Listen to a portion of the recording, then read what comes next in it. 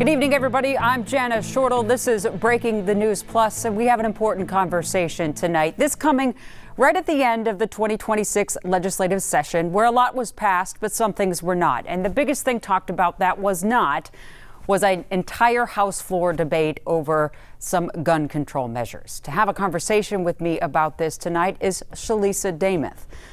That name might sound like Lisa Demuth, but this is Shelisa Demuth. She is the daughter of House Speaker Lisa Demuth. She is also a strategic communications leader in St. Paul.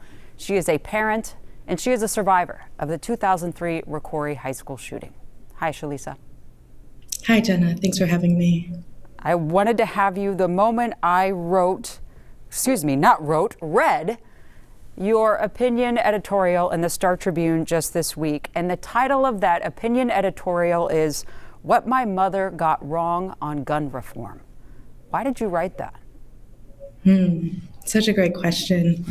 It's the moment. The moment has changed for so many in our state as a public are constantly facing threat of violence. This year has been historic for so many reasons that were, of course, listed in that op-ed, but specifically gun violence. And as a survivor of gun violence myself, and as a parent to an elementary school student, and also as someone who has different resonance with our House Speaker, this was the time to raise my voice.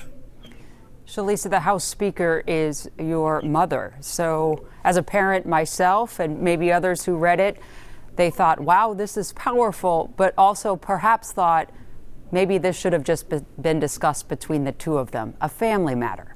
Why did you take your opinion to the Star Tribune with your mom as the House Speaker? It was rather un-Minnesotan of me, right? In a state where we value private conversations. As a strategic communications leader, I needed to practice what I preach, right? When your voice is right for the moment and your lived experience sheds light and provides insight to something other people who don't know somebody who knows somebody might think of. We have a responsibility as citizens to raise those issues and to share our perspectives. And this was one of those times for my lived experiences. You wrote in your opinion piece that you concluded, or that your mother concluded her time as a legislator without prioritizing meaningful change to protect children like yours from gun violence. That's a strong statement, Shelisa, as your child, I assume, is your mom's grandchild. Are you accusing your mom of not doing enough? I understand that she has a complex role, and there are aspects of her role, some that we've discussed and some I'll never know, that are beyond my understanding and knowledge. I'm not accusing her of not doing the best that she could. In a text exchange we shared before I submitted the opinion piece to the Star Tribune, it was actually last week, just not knowing how things would go. And the edits took place, of course, as the situation evolved.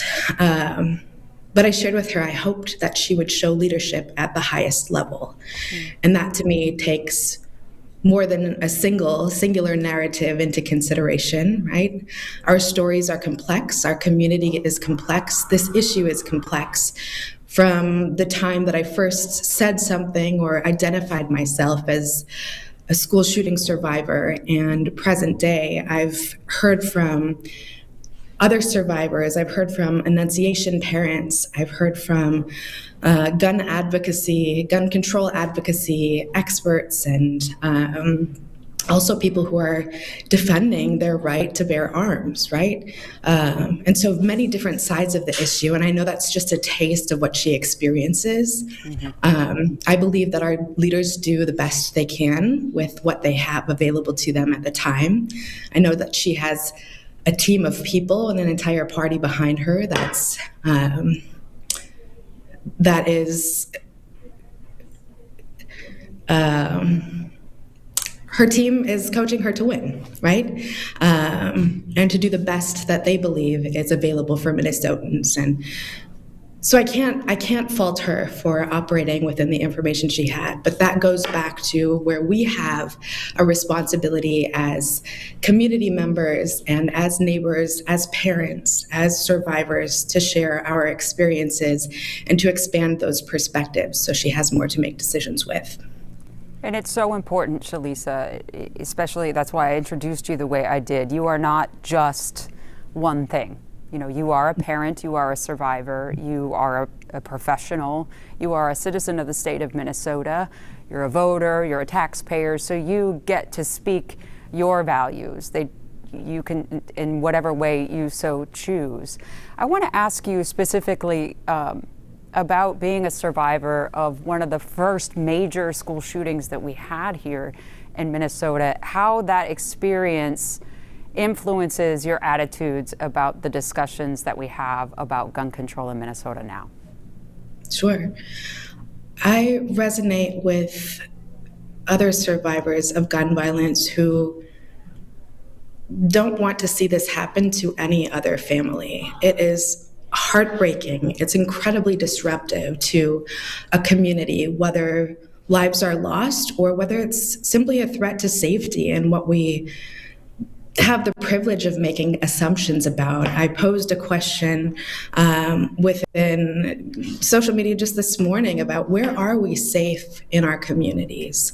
And don't our lawmakers have a responsibility to ensure that we have, the people who are most vulnerable, especially our children, are safe in the places that they occupy and with the adults who care for them. And that includes our legislation. Right. And for those watching, this in the end came down to kind of an issue of semantics in some ways. This gun legislation that would ban assault-style rifles and high-capacity magazines passed the Senate, and then the House Speaker and the Republican Party decided not to bring it forward to the full House in the final 10 days. Your mom's reason for that, House Speaker Lisa Demuth, was that it was already voted on in committee weeks before, and that committee voted it down, so it was moot.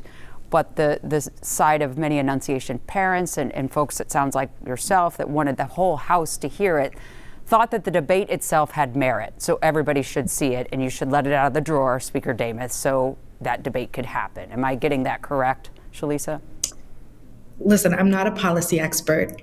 I really started paying much more attention as I had a child of my own and became more engaged in entrepreneurial activity within the state and wanting to see businesses here succeed. I know that my mom and I have that value in common. I can't speak to how that process is supposed to play out beyond the publicly available information. But I do understand communications issues, and I do understand the importance of the conversations that we're willing to have. It would have been a risk for her to call the bill, to hold the vote as people were expecting her to do as Speaker.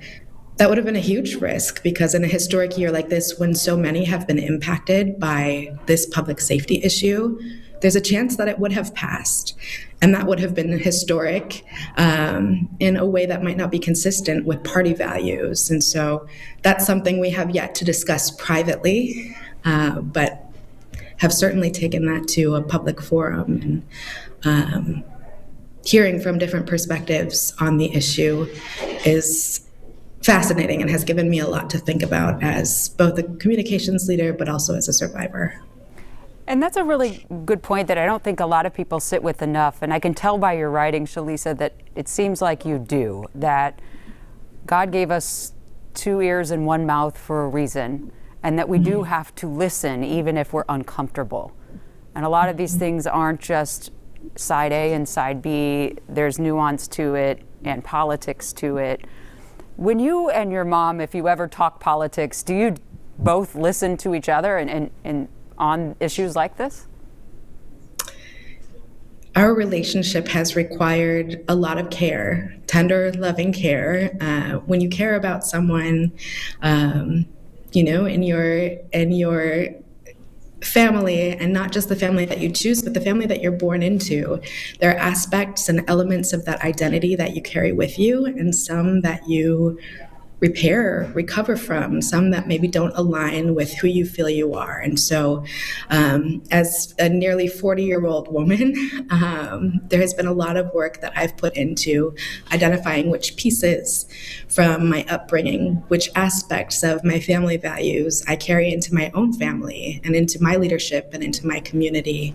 And through that process, there have been different times when, my mother and I have not spoken. Now that I am older and understand the complexity of relationships, and now that we both understand that relationships that you choose to prioritize require work, right? They require us to put in effort. I have a friend who says that love is a choice and I choose you every day, is what she tells her husband. That's very much true of my family. And so the way we've been able to establish a relationship despite our differences is really based in boundaries. There are certain issues that we don't discuss. Over the last year, we were next door neighbors.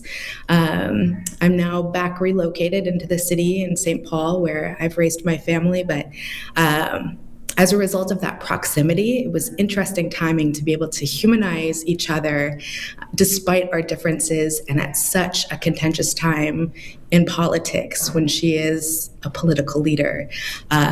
I don't think the timing could have been better. It's nothing either of us could have planned, but I think that speaks to her family values. And again, that's something that we have in common. So identifying those shared values and being willing to engage in discussion on that is something that has helped us to build a meaningful relationship, and for her to be present with her grandchild, my child, and to be present in a different way than I expected she would. And it's for the better. And I'm glad she's here.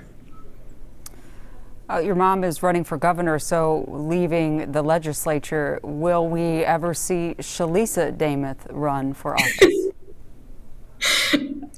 No. That was quick. We can put that speculation to bed today. No, you get the exclusive, Jana. It's not my calling. I have learned, as a part of our boundary setting, I've seen behind the curtain of what it takes to achieve something like she has as the first Black woman who's held this role as Speaker of the House in Minnesota. I've seen some of,